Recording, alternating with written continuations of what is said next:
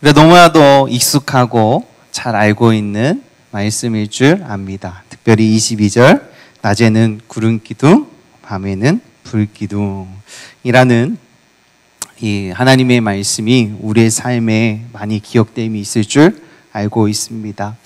제가 지금 시리즈로 기독교적인 세계관이라고 끊임없이 달려오고 있거든요. 특별히 오늘 네 번째의 시간입니다. 세 번째의 시간에는 하나님의 나라에 대한 세계관이 탑재되어야 된다라고 이야기했었고요. 오늘 이 네 번째로 이야기할 것은 회복의 능력이 어디에서 오는가, 회복의 능력이 누구에게 있는가라는 이 세계관이 우리에게 필요하다라는 사실입니다. 그렇다면 우리 회복의 능력이 어디에서 오는가, 누구인가, 그것이 우리가 바라보는 어떠한 관점에서 오늘 온다라는 사실을 오늘 말씀을 통하여서 함께 보았으면 참 좋겠습니다. 제가 우리 아이들을 키우다 보니까 만화를 많이 보게 됩니다. 특별히 동화가 있는데요. 핑크대왕 퍼시라고 있습니다. 아나요? 우리 초등부 친구들?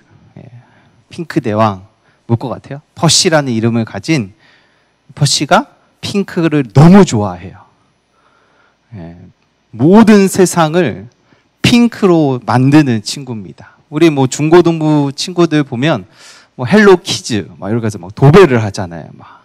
뽀로로 이렇게. 그러니까 이 퍼시라는 이 친구는 핑크만 좋아하는 친구입니다. 그래서 자신이 살고 있는 이 궁궐 안에 있는 모든 것을 다 핑크색으로 도배하고 살았습니다. 근데 어느 날 그 도배가 된 그 궁궐 안에 있는데도 어느 날 이렇게 궁궐 밖을 보니까 거기는 초록색도 있고 파란색도 있는 거예요. 안 되겠다. 이 궁궐 밖에 있는 이 자연에게도 핑크색을 입혀야겠다고 열심히 다 명령을 하여서 핑크색을 다 입혔습니다. 그래서 또 이렇게 만족하고 행복하게 삶을 살아가다가 어느 날 하늘을 딱 봤는데 하늘이 핑크색이 아니었던 거죠. 그래서 자신이 아무리 이 핑크를 가지고 하늘을 덮으려고 해도 도저히 자신의 능력이 안 돼서 스트레스를 너무 받았습니다. 근데 이 친구가 자신의 스승을 찾아가서 스승님, 저 하늘색도 핑크색으로 덮고 싶습니다 라고 이야기해요. 그거를 이제 강제적으로 명령을 합니다. 3일 만에 그 일을 해내라고. 그랬더니 이 스승이 3일 밤낮 고민하다가 그 방법을 드디어 찾아냈습니다. 그것은 이 퍼시에게 핑크색인 안경을 만들어 주었습니다. 그래서 이 퍼시는 그 안경을 씀으로써 자신이 보는 모든 곳마다 자신이 좋아하는 핑크색으로 볼 수 있어서 행복하게 살았다라는 이 동화의 이야기가 있습니다. 여기서 중요한 관점이 있습니다. 자신의 눈으로 무엇을 어떻게 보냐에 따라서 그 관점에 차이가 있습니다. 그래서 관점은 광경에 있다라고 해요. 좀 이 이야기를 좀 이해하게 되면 항상 제가 여기서 설교를 하면 항상 여기 왼편에 앉은 성도님들은 왼편에만 앉으시고 오른편에 앉으신 분들은 오른편에 앉아요. 근데 저는 카메라바를 왼편에서 잘 받아요. 그래서 왼편에 있는 성도님이 백 목사님 보면 잘생겼다라고 피드백이 와요. 근데 여기서는 그냥 그렇게 생겼는데 이렇게 얘기가 나와요. 항상. 이게 관점의 차이예요. 내가 어디에 있냐에 따라서 그 사람을 바라보고 위치에 따라서 어떻게 보이냐에 따라서 광경을 결정한다라는 사실이 있습니다. 두 번째로는 그 관점이 문화를 만든다. 그리고요. 이 퍼시에게 그 핑크색의 안경이 쓰여지는 순간 그에게는 핑크의 문화가 들어왔습니다. 그 세계관이 그 안에 들어와서 문화를 만들기 시작했습니다. 그리고 마지막으로 이 관점은 결국 우리가 말하는 신념, 믿음을 가지게 된다라고 합니다. 그래서 우리는 우리의 이 기독교적인 세계관이 매우 중요할 줄 믿습니다. 이 기독교 세계관으로 탑재가 돼 있어야지 내가 세상을 바라보는 이 관점을 어떻게 구별하고 하나님의 말씀으로 비춰볼 수 있는 그 믿음의 실력이 우리에게 오늘 주어져야 된다라는 사실입니다. 참 이 땅 가운데 우리가 삶을 살아가는데 많이 혼란스럽습니다. 정말 한 번도 경험하지 못한 이 나라를 살아가고 있고요. 전 세계가 그 고통 가운데 있는 것 같습니다. 우리 기독교인들이 어떤 분들이 이러죠. 곧 예수님이 오실 것 같다고. 근데 우리는 언제나 우리의 믿음의 생활에 있어서 예수님의 그 재림주 예수를 기다리는 자들입니다. 내일 오셔도 아무 문제 없고요. 10년 뒤에 오셔도 아무 문제 없습니다. 우리는 그 주 예수 재림의 예수 그리스도를 언제나 기대하고 사모하고 바라보고 있는 자들일 줄 압니다. 근데 우리가 삶을 살아가면서 이 관점에, 이 신념에 흔들릴 때가 있습니다. 오늘 이 이스라엘 백성들이 하나님의 언약을 받아서 이 출애굽하는 사건이 주어졌습니다. 근데 이 모세가 이 바로왕 앞에 나가서 이야기하는 이 4번의 바로 앞에 나가는데 그때마다 하는 이야기가 있어요. 그것이 무엇이냐면 5장에서 8장에서 바라보게 되면 하나님께서 우리에게 명령하시기를 광야 그곳에서 주를 경외하고 예배하시기를 원하신다. 그러니 우리를 보내줘라. 이 얘기를 끊임없이 모세가 바로왕 앞에 가서 이야기하게 됩니다. 근데 우리가 모세의 이야기를 많이 들으셨기 때문에 많이 생략하도록 하겠습니다. 이 10번의 재앙을 넘어서서 드디어 출애굽을 하여서 그들이 하나님을 경외하고 하나님을 예배하기 시작합니다. 그들이 바라고 원하던 그 고통에서 넘어서서 고통이 없고 자유함으로 주를 예배할 수 있는 그곳에서 주를 예배하기 시작했습니다. 그들의 삶의 이상이 아니라 현실로 돌아왔다라는 사실이죠. 근데 우리가 성경을 잘 알고 있듯이 그들은 그 이상의 현실이 주어졌는데 여전히 그들의 입술에서는 불만과 원망과 비난과 수많은 어려움들이 계속 끊임없이 그들의 그 광야에서 주어졌다라는 사실입니다. 우리가 신앙생활을 하고 우리가 하나님의 이 세계관 관점으로 삶을 살아가는데 문제는 무엇이냐? 여전히 현실의 벽은 높다라는 사실이에요. 그 이스라엘 가게 되면 통곡의 벽이 있습니다. 우리나라는 통곡의 벽은 없지만 현실의 벽이 있습니다. 현실의 벽을 아십니까? 아무리 내가 열심을 해도 현실을 뛰어넘을 수 없는 정말 그 벽을 잡고 울 수밖에 없는 그 현실의 벽. 잠잠히 하나님의 도우심과 하나님의 말씀밖에 바라보지 못하는 그 현실의 벽이 우리 그리스도인들에게 있을 줄 압니다. 우리는 하나님의 명령을 가지고서 하나님을 온전히 예배하고 하나님의 주의 이름을 경외하기 시작한다면 우리는 그 현실에서 벗어날 것처럼 착각을 하는데 여전히 그렇지 않다라는 것이죠. 이스라엘 백성들이 그 광야 땅만 가면 자신들의 그 고통의 멍에가 벗어날 줄 알았지만 여전히 벗어나지 못하고 있었어요. 그 고통은 벗어났지만 원망과 불평이 더 많이 쌓여져 가 있었다라는 사실입니다. 그렇다면 그들이 그 현실에 대한 실망으로 된 그 불신이 그들 안에 주어졌습니다. 왜 그들이 그 하나님만 바라보면서 하나님을 의지하면서 하나님의 인도하심을 따라 그 광야길을 걸어 나갔는데 그들이 그 광야길에 마주한 그 현실에 대한 그 실망감이 결국 하나님에 대한 불신으로 찾아왔다라는 것입니다. 그로 인하여서 과연 출애굽은 무엇으로부터 출애굽인가? 하나님의 구원은 무엇으로부터 구원인가? 라는 질문이 우리 스스로가 생깁니다. 좀 이것을 한번 정의해 보았습니다. 하나님의 말씀에 반대되는 모든 세상의 악한 풍조와 유행에 속박으로부터 해방. 그것이 하나님의 출애굽을 통한 우리에게 주는 하나님의 지혜의 말씀일 줄 압니다. 세상은 우리를 보고 세상의 기준을 따라, 그 세상의 기준을 따라 행동해야만 너가 성공할 수 있고 풍요로운 삶을 살아갈 수 있다고, 또 누릴 수 있다고 우리들에게 지금도 유혹할 수 있습니다. 그것이 만약 하나님의 말씀에 만약에 반대된다면 내가 기꺼이 손해를 보고 감내하고 가감히 거부할 수 있는 용기와 자유가, 그것이 진정한 관점의 우리의 믿음의 실력일 줄 믿습니다.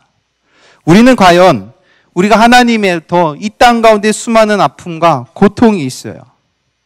근데 우리는 이 가운데에 어떠한 세계관이 강력하게 필요하냐면 회복의 능력을 가지신 분은 오직 여호와 하나님이시다 라는 그 관점의, 그 믿음의 실력이 우리의 삶에 오늘 주어져야 될 줄 믿습니다.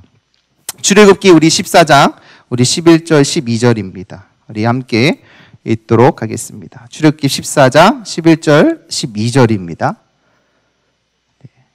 그들이 또 모세에게 이르되 애굽에 매장지가 없어서 당신이 우리를 이끌어내어 이 광야에서 죽게 하느냐?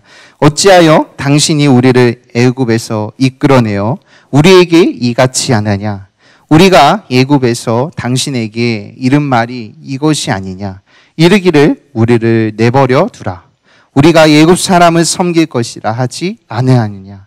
애굽 사람을 섬기는 것이 광야에서 죽는 것보다 낫겠노라. 이스라엘 백성을 출애굽시킨 자가 누구입니까? 하나님이시잖아요.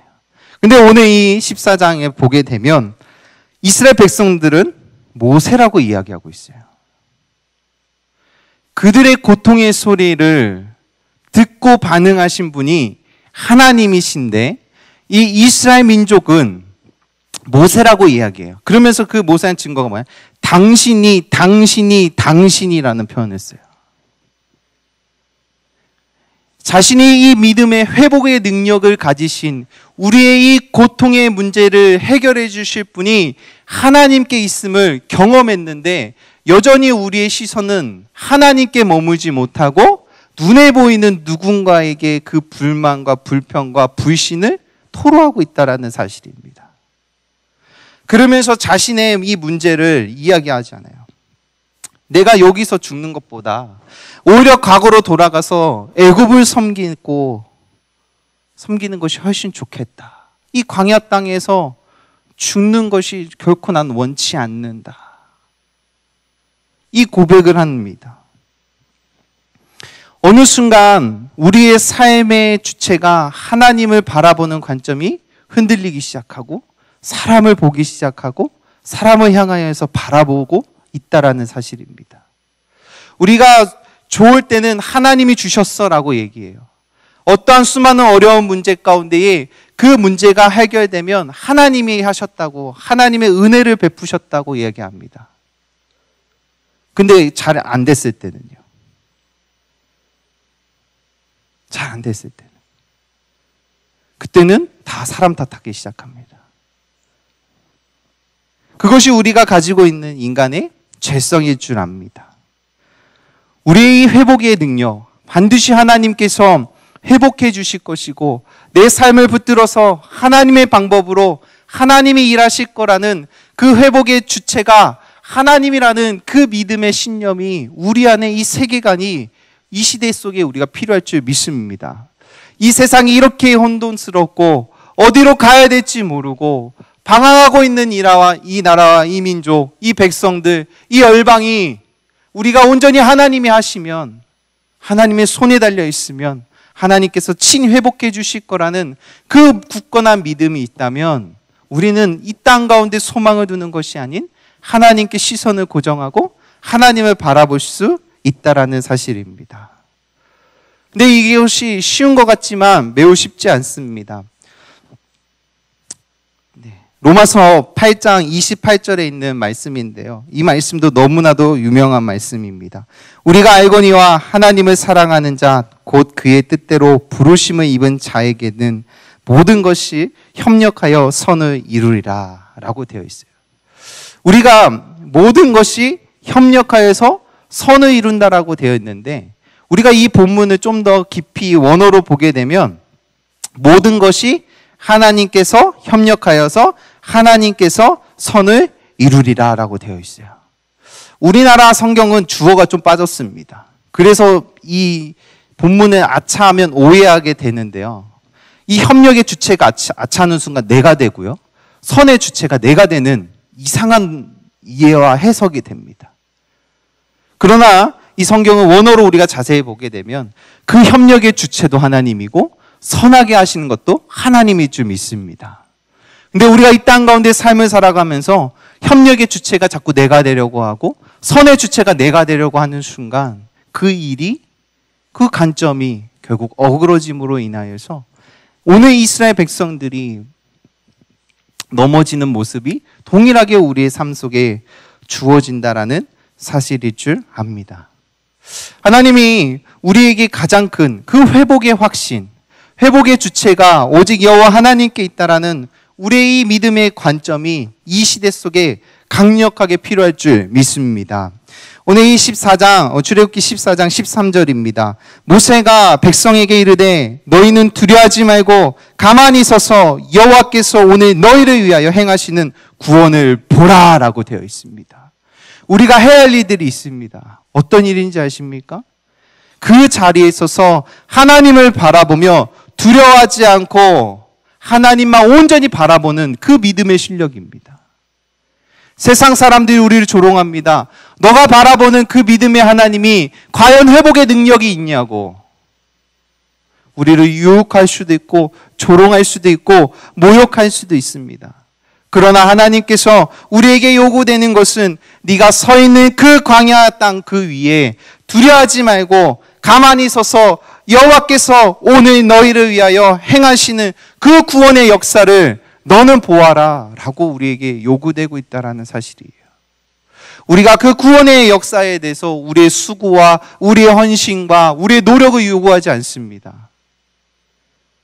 두려워하지 말고 그 자리에 서서 그분의 역사하심을 기대함으로 그 믿음의 확신을 가지고 가만히 그 자리를 지키라고 얘기하고 계세요. 우리는 이 시대에 살아가면서 정말 이 믿음의 그 회복의 확신의 믿음이 필요할 줄 믿습니다. 우리가 무엇을 해야 될까요? 우리가 무엇을 해야 될까요? 우리는 정말 회복의 능력이신 그 하나님을 절대적으로 신뢰하시기를 주의 이름으로 선포합니다. 우리의 어그러졌던 우리의 이 가정, 어그러졌던 우리의 공동체, 어그러졌던 이 나라와 이 민족, 하나님, 내가 하나님의 일하시는 그때까지 두려워하지 않고 내 자리가 주어진 그곳에서 하나님을 바라보며 하나님이 주신 그 명령대로 두려워 떨지 않고 주의 은혜를, 주의 일하심을 끝까지 바라봅니다. 라는 그 우리의 믿음의 오늘 신앙의 삶의 모습이 필요할 줄 믿습니다. 세상은 우리를 많이 흔들 겁니다. 점점 우리의 이 믿음을 향하여서 많이 흔들 줄 압니다. 우리가 두려워하지 않는다면 반드시 하나님께서 하나님의 방법으로 회복해 주실 거라는 우리의 강력한 믿음이 있다면 오늘도 우리는 그분만 바라보며 그분의 그 일하심 앞에 엎드릴 줄 믿습니다. 오늘 그렇습니다. 오늘 21장과 22절입니다. 다시 한번 본문을 바라보게 되면 여호와께서 그들 앞에서 가시며 낮에는 구름 기둥으로. 우리가 착각하면 안 됩니다. 인간은 이것이 그 노출의 법칙이 있습니다. 노출이 많이 되면 익숙해지기 시작합니다. 그리고 익숙해지면 무뎌지기 시작합니다. 당연한 걸로 이제 나중엔 바뀝니다. 눈을 떴는데 광야 땅에 어느 순간 구름이 덮여졌어요. 그 따가운 햇빛으로부터 구름이 덮어서 그늘 안을 만져줬습니다. 첫날에는 너무 감사하죠. 아니요. 5분만 뜨면 또 바로 하는 순간 감사합니다. 5분이 지납니다. 10분이 지납니다. 하루가 지납니다. 그 감격이 계속 갈까요? 절대 가지 않습니다. 다음날 눈 떴는데 또 그냥 구름 기둥이 있어요. 그러면 어느 순간 당연한 걸로 알고 있습니다. 밤에 불기둥이 있습니다. 처음에는 그 따뜻함이 주는 그 따뜻함이 너무 좋았는데 그것이 하루가 지나고 이틀이 지나고 3일이 지나면 어느 순간 우리는 당연한 겁니다. 그 하나님이 주신 그 돌보심의 그 따뜻함이 내 안에 감사가 사라지기 시작하고 불만과 불신이 자라나는 우리의 이 연약함에 적나라하게 나타나기 시작합니다. 우리가 이 이스라엘 백성들처럼 어떻게 보면 이 광야라는 그곳에 하나님이 우리를 인도하고 그분이 이끌어 가실 줄 압니다. 근데 우리가 어느 순간 그 노출이 많아요. 노출이 많다 보면 하나님을 향한 은혜와 하나님을 향한 감사와 하나님께서 회복해 주실 그 믿음의 역사들이 어느 순간 무뎌지기 시작합니다.